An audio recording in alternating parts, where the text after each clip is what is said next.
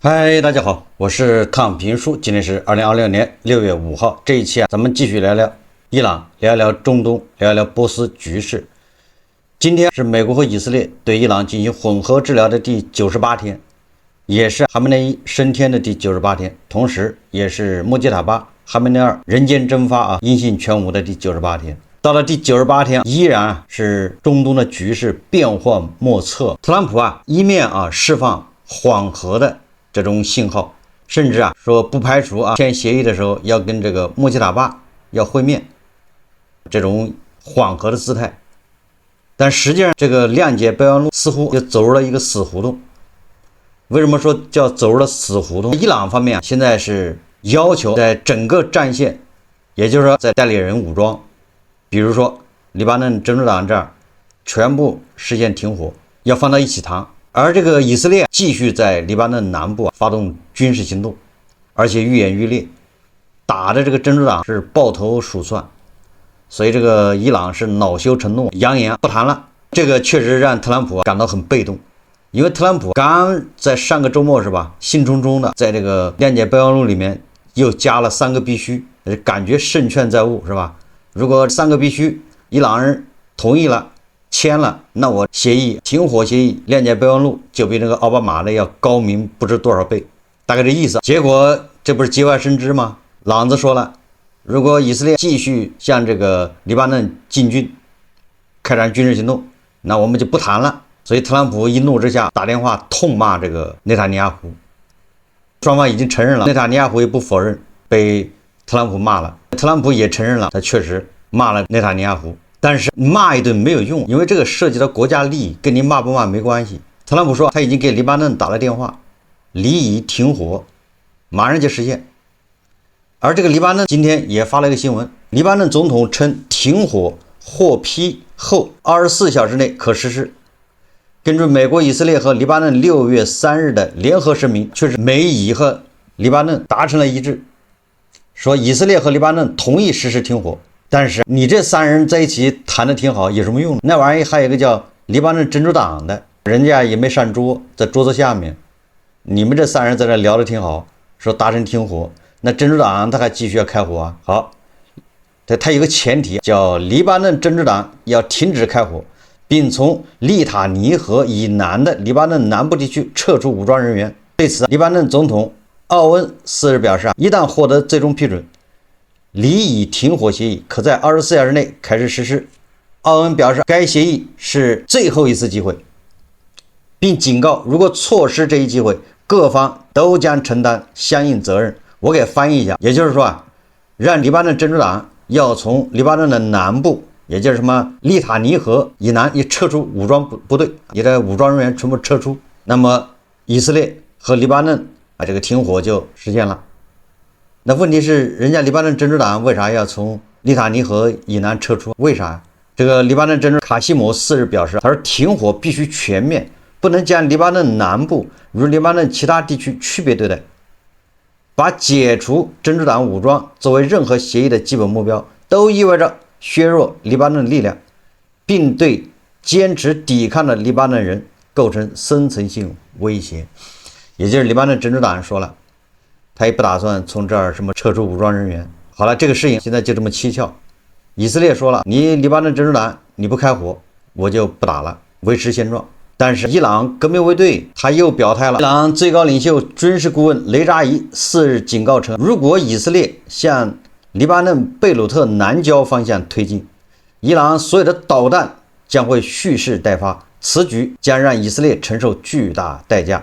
該地區一直以來都被以色列視作黎巴嫩真主黨的核心據點，此前以軍也多次空襲該地區。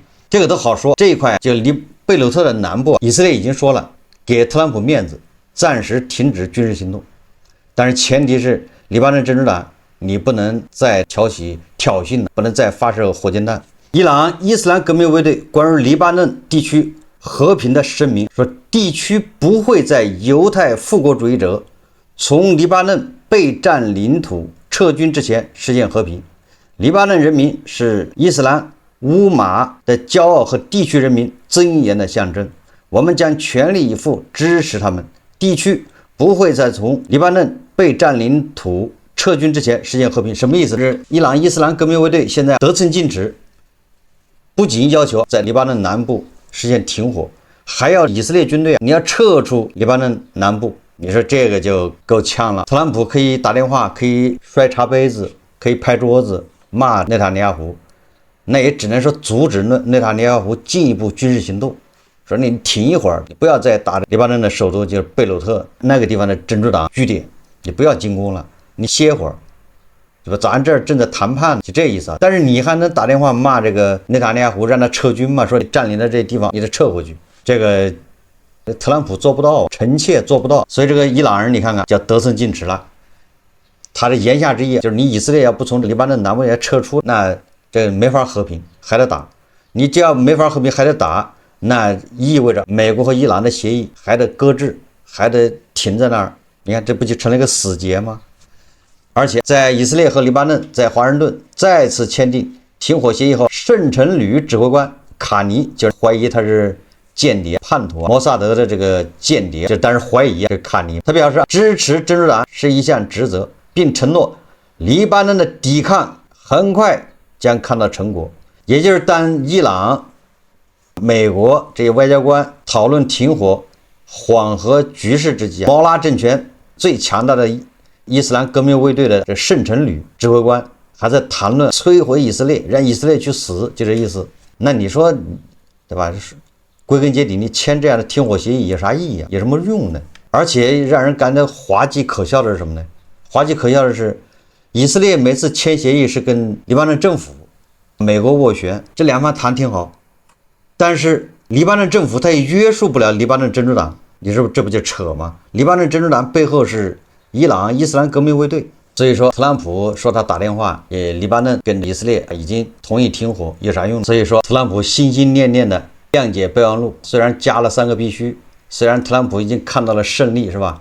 只要朗子穿西裝的把這個協議簽了，特朗普就宣告勝利，對吧？遠遠超越奧巴馬的協議。正因為這樣，是吧？他就被朗子利用了。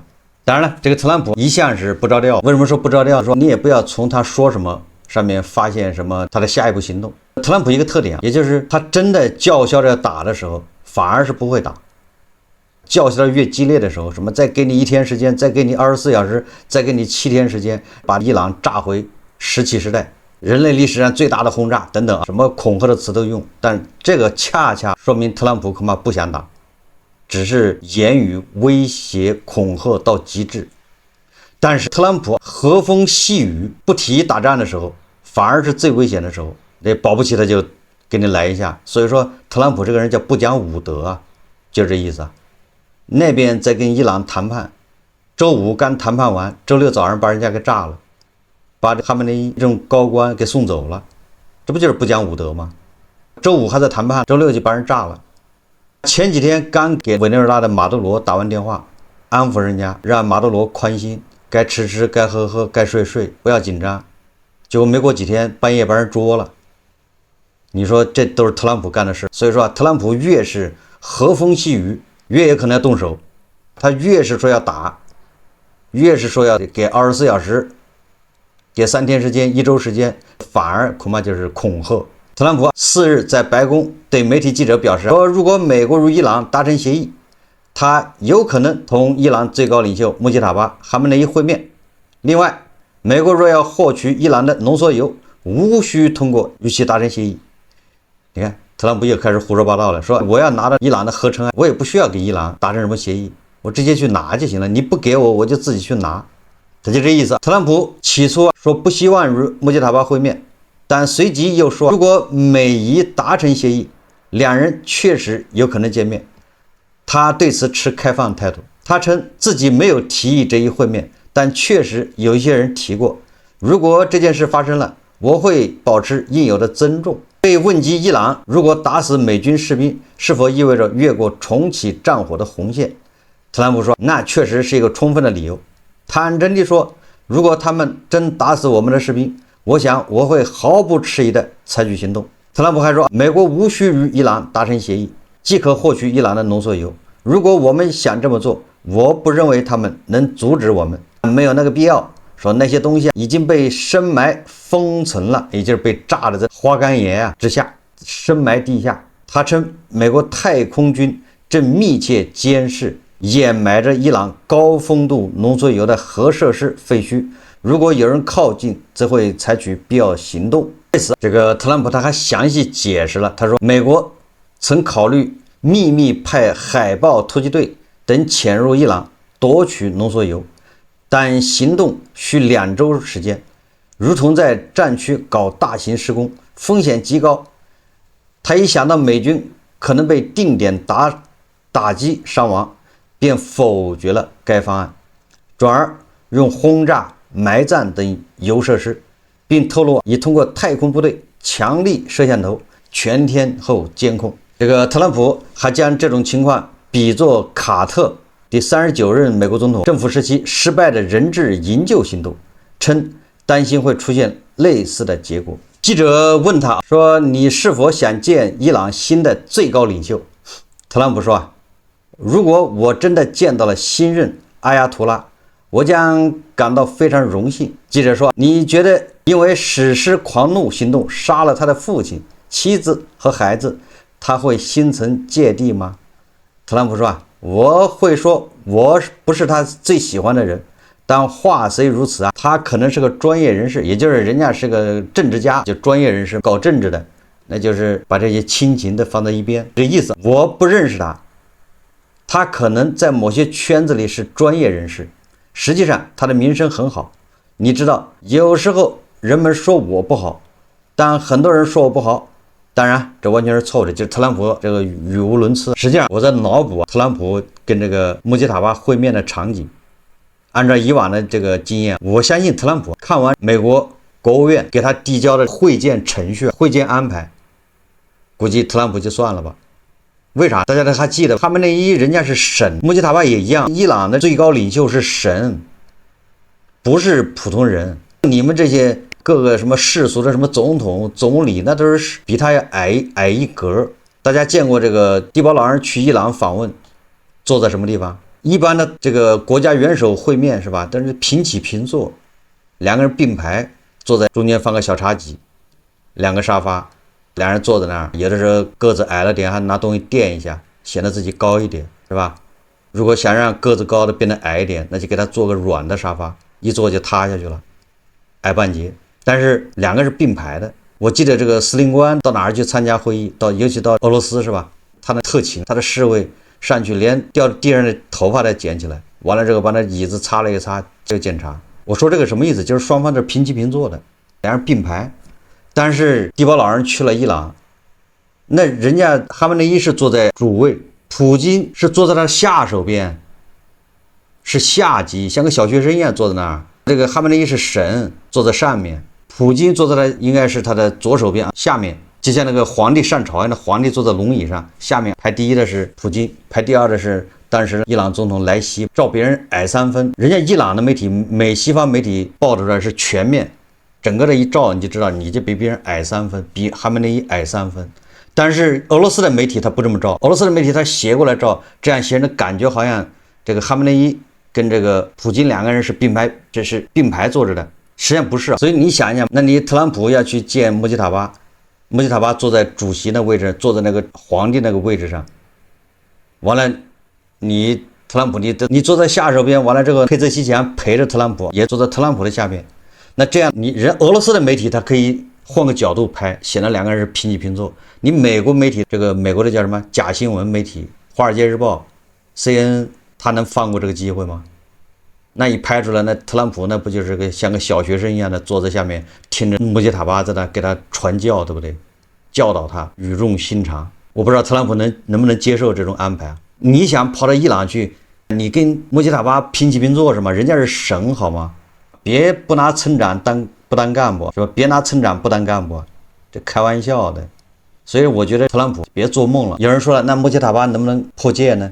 破例是吧？跟特朗普平起平坐。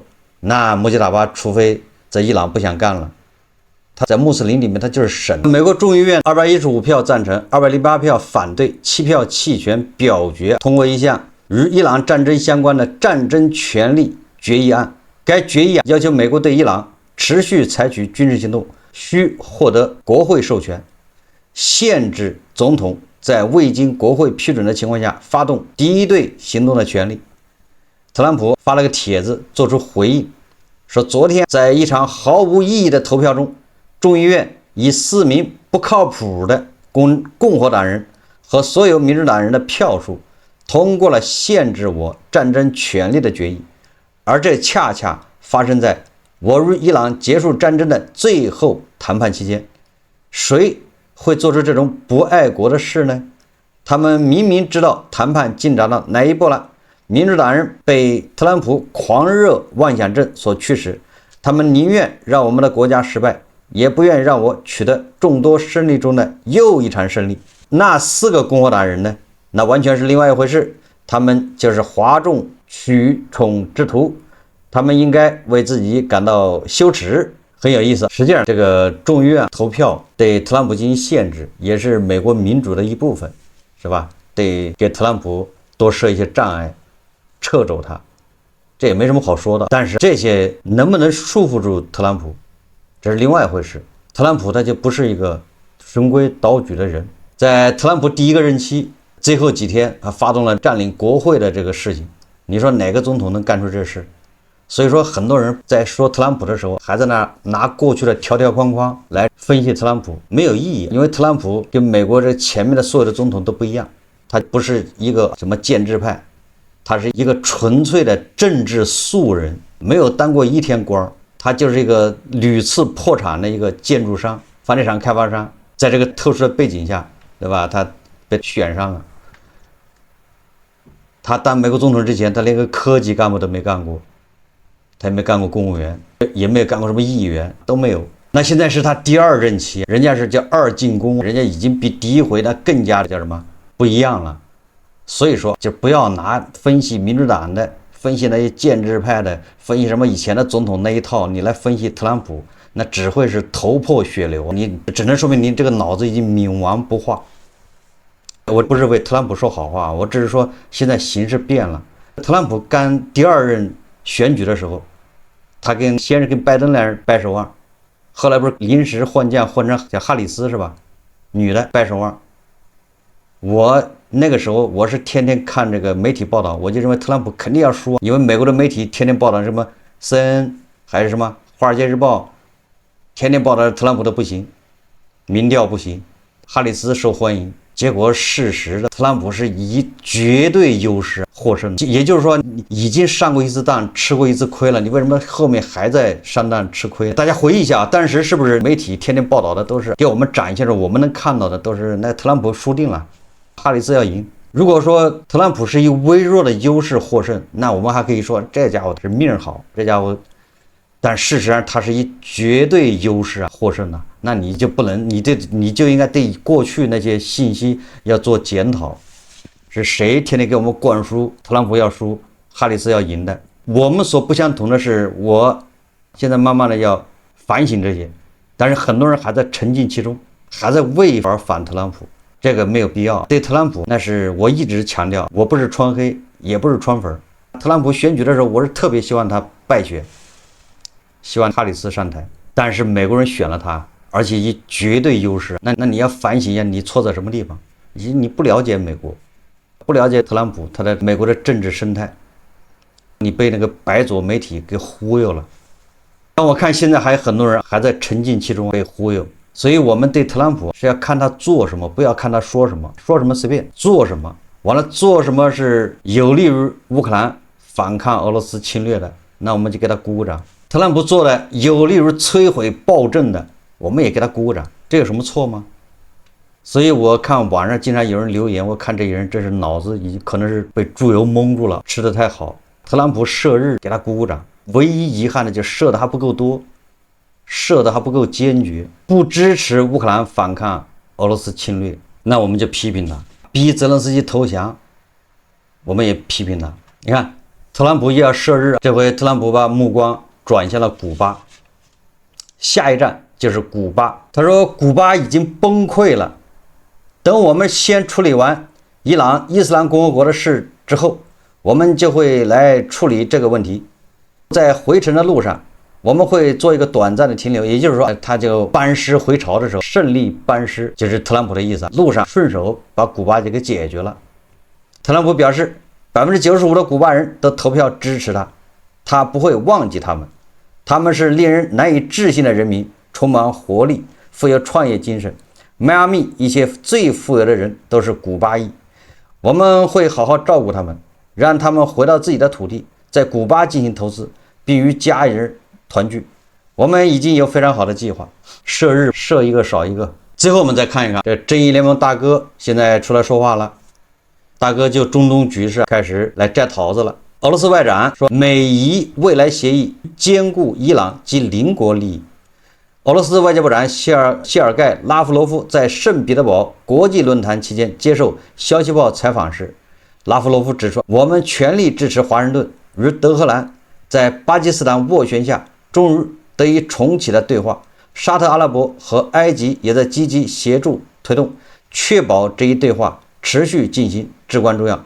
而最終達成的協議也必須兼顧伊朗及其鄰國的利益。拉夫羅夫補充說，推動阿拉伯國家與伊朗之間的對話非常重要，俄羅斯願意為此發揮促進作用。他說，我們有波斯灣安全構想方案，我們不久前剛剛對其進行了更新，並已將其發給海灣阿拉伯國家合作委員會6個成員國以及德黑蘭。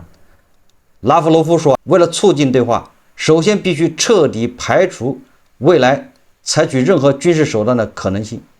你看看這個俄羅斯人也來摘桃子了。拉夫羅夫說的話什麼意思？我們手上有個方案，整個波斯灣安全局勢解決方案，你們感不感興趣？我已經給他們打完電話了，我們這個方案進行了最新的更新，更完善了。說來說去，俄羅斯人也摻和到这個事情裡面。那麼這個俄羅斯人的這個叫新版海灣安全框架或者叫解決方案是什麼個東西呢？我也沒看到過，但是媒體透露，我感覺這個俄羅斯人就是叫無利不起早，他這個時候插一槓子肯定是有好處，所以說這個方案一定是以俄羅斯為主導。俄羅斯怎麼主導？第一個，要說服這個海灣這些國家，讓美國人呢撤出，海灣國家之間啊互相簽訂互不侵犯條約之類的這種互助，一致对外，讓美國人撤出。海灣這些國家和伊朗之間實現什麼軍事透明，互相導彈不要互相對着。伊朗你把核材料送到俄羅斯保管，俄羅斯作為這個中東地區的話事人，大家有什麼委屈了找我，我來給大家來裁決，不就這意思嗎？我是大哥，你們都是小弟。中東的其他玩意國我不知道，或許他們可能考慮，反正做這個美國人的小弟和做俄羅斯人的小弟都差不多，反正都是做小弟，完了这個不挨揍，做小弟不挨揍那也行。現在做美國人的小弟還挨揍，那個狼子炸他們，阿聯酋也是的吧，卡塔爾到處被炸，現在是科威特是吧？科威特那機場都被炸了，你這做美國人的小弟，這好像也沒得到保護。那如果做俄羅斯人的小弟不挨揍，那說明所以說這王爺國無所謂，反正都是小弟。王爺國本身跟俄羅斯跟美國關係都不錯，人家是玩那種叫平衡術。王爺國跟俄羅斯跟美國關係都不錯，這些王爺國中從大國買武器，又熱衷跟俄羅斯兩人搞一搞戰略合作，又讓美國人在他們那搞基地。所以說這個王爺國他們玩的是叫平衡術，誰也不得罪，一碗水端平，給誰做小弟不是做小弟，反正只要不挨揍就行。所以說王爷國都无所謂，但是這裡面委屈的就是正義聯盟三弟朗子，人朗子本來是要在中東做大哥的，要一統中東，要不然他到處搞什麼抵抗之狐，搞什麼境外這個代理人幹啥？人家本來就要做大哥，而且人家搞核武器幹啥？就是要做大哥啊，腰裡別個煤氣罐，腰桿子硬，人家要做中東的話事人。結果這下好了，正義聯盟大哥也來做大哥，親自做大哥，那你說朗子他能心裡舒服嗎？人家6000年文明，人家要做大哥啊，人家寧做雞頭不做鳳尾。這個朗子以前跟美國人跟以色列那關係還是很好的，對抗蘇聯也是幹過的，對不對？後來又跟現在正義聯盟大哥一起又對抗美國，所以說一會兒對抗，說明這個朗子他打心眼還是想做大哥的，就像劉備一樣，再沒地方，再沒地盤，再沒實力，再沒錢，再沒軍隊，人家也想做個大哥，不想久居別人之下，想自己做主公。人朗子其實就這種心態啊，想自己做主公。那這個時候你說被這個正義聯盟大哥來趁火打劫是吧？跑來拋一個什麼海灣安全框架，這不是趁人之危嗎？從這個朗子角度來說，他希望這個正義聯盟大哥你在支持我在中東當大哥，你支持我对不对？而不是你自己來當大哥，讓我给你做小弟，我也你变成主公了，对不对？所以这个朗子现在是最惨的。为什麼說是俄羅斯叫無利不起早呢？趁人之危。伊朗如果現在反對不同意，那伊朗徹底的被孤立，是吧？因為在中東這些地方，他已經把所有人都得罪了，他炸了科威特，炸了阿聯酋，炸了沙特，人家還要告他，還要他賠償，那跟以色列也是死敵，得罪美國。伊朗現在是孤立無援，本來指望着正義聯盟大哥你出來的吧，主持個公道，你來給我頂兩把，結果正義聯盟大哥是趁火打劫，而這個地保絕不做虧本買賣，一方面在這慫恿伊朗跟美國接着幹，對抗美國，一方面要借自己的什麼框架協議來鎖定中東波斯灣的話語權。新華社德黑蘭6月4日電，伊朗最高領袖穆希塔巴·哈梅內伊4日發表書面致辭說，希望所有人堅定立場，保持頭腦清醒，維護團結互信，不與敵人結盟，以此挫敗敵人的陰謀。穆希塔巴這個說話也是莫名其妙，他這個敵人到底是誰呢？是俄羅斯還是美國呢？這可不好說，對不對？反正他說敵人，這個敵人今天是美帝，明天或許他就變成俄羅斯。當然了，對伊朗人來說，這個周末也不平靜，暴風雨隨時會來臨。為什麼這麼說呢？這個美國國務院領事事務局敦促在西亞地區的美國公民對潛在的敵對行動保持高度警惕，指出當地的安全環境依然複雜，且可能迅速變化。巴林以色列西岸、約旦、科威特、阿曼、卡塔爾、沙特阿拉伯和阿聯酋被列為3級警告，而伊朗、伊拉克、黎巴嫩、敘利亞、加沙和也門是4級警告，叫切勿前往。一般呢，美國國務院呢發布這種安全警報的時候，預示着當地恐怕要發生大的這種軍事行動。所以說歸說，笑歸笑，這個伊朗人伊斯蘭革命衛隊啊，毛拉政權可不能掉以輕心。特朗普越是風淡雲輕的時候，越是危險臨近的時候。好，我們密切關注這個周末波斯灣的局勢會發生怎麼樣的變化。這期節目咱們就聊到這裡，感謝大家收看。如果喜歡我的節目，歡迎訂閱轉發，也可以在下方留言評論。謝謝大家。